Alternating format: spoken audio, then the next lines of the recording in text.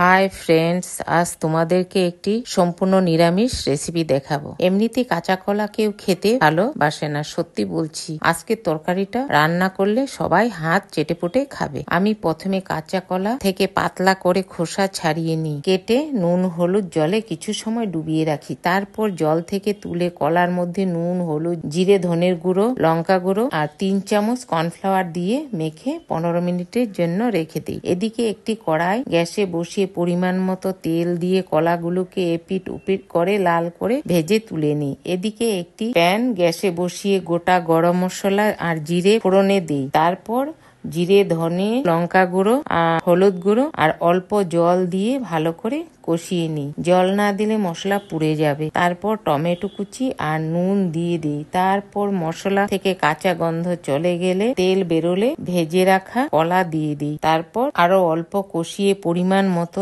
জল দিয়ে দিই। তারপর ঝোল ফুটে উঠলে দুটো লঙ্কা দিয়ে দিই। তারপর আর অল্প ফুটে উঠলে ঘি গরম মশলা দিয়ে নামিয়ে নিই। হয়ে গেল আমার কাঁচকলা রেসিপি।